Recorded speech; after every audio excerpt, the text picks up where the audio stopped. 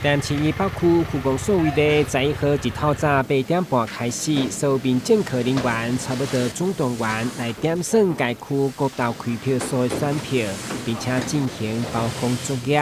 12号各投开票所的主任管理员甲监测员已提早选票进程，也会个清点一摆，再次确定并陆续完成投开票所的布置。全庭警方拢严格戒护，袂当有任何一个死角差。佮过2天吼，就是咱的总统大选所以今仔日公所就动员阮民政科30几个同事做伙来甲咱投开票所的选票做一个包封的动作。明仔载